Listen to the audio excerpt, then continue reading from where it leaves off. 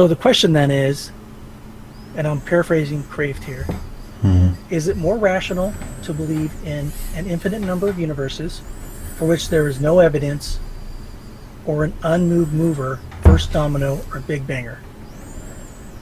That summarizes what he's saying. Is it more rational to believe in something for which there is no evidence, or is it more rational to believe in the first mover, big banger?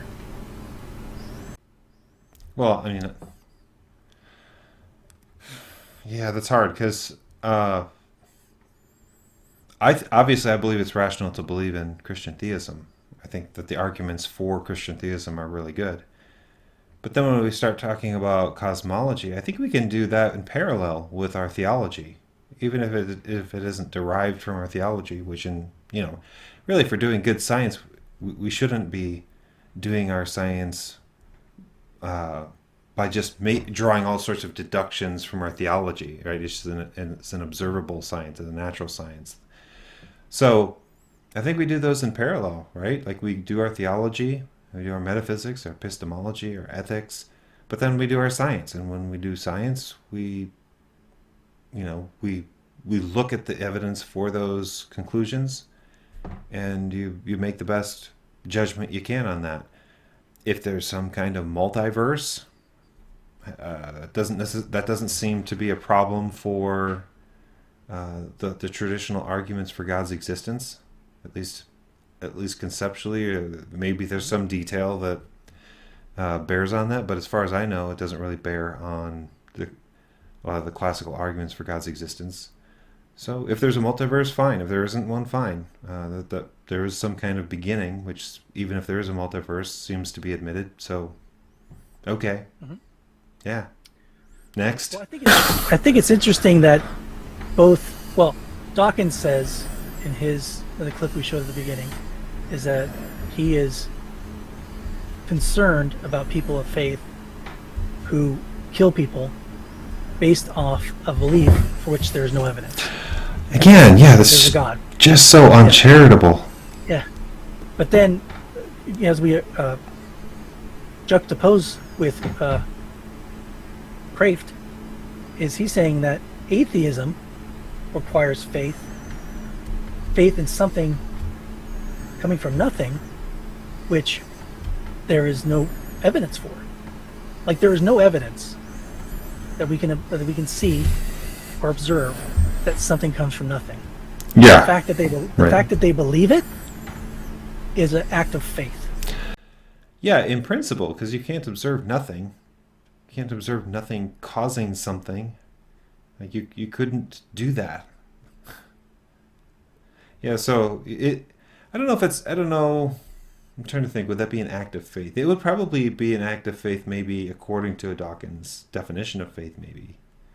I'm trying to think. I mean, I think he would say that there is. I don't know. So I better not speculate. But I go ahead. Sorry.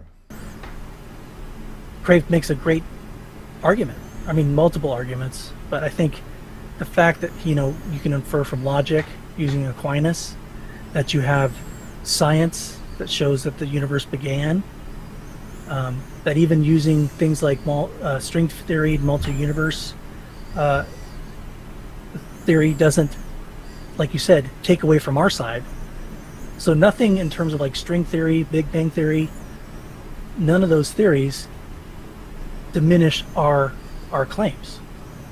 They fit into our claims. We can compartmentalize them into what we believe. But the opposite can't be true for people like Dawkins or atheistic scientists who, like I said, think that something can come from nothing.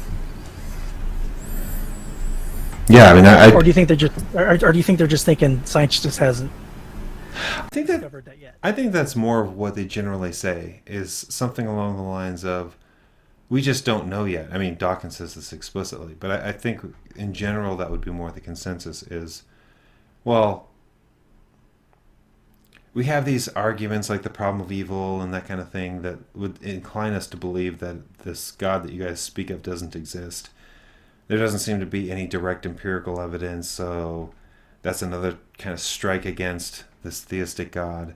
So we, even if we don't have the answers for what was before the Big Bang very solidly, yeah, well, you should expect that. I mean, that's a really tough question.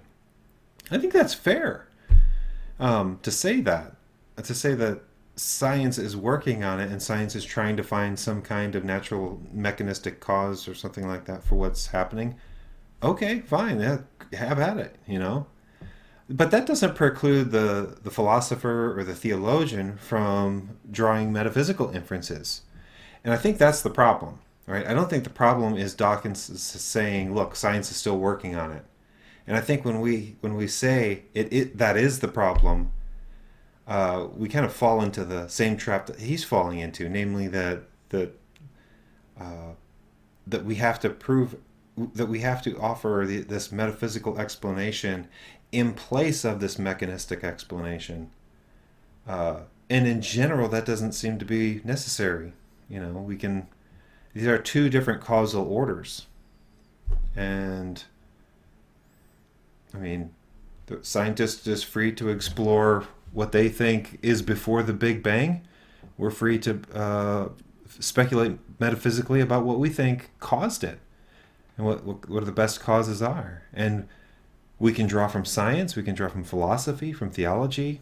Yeah, sorry, our intellects have a wide range of access and abilities for inquiring into the nature of the real world.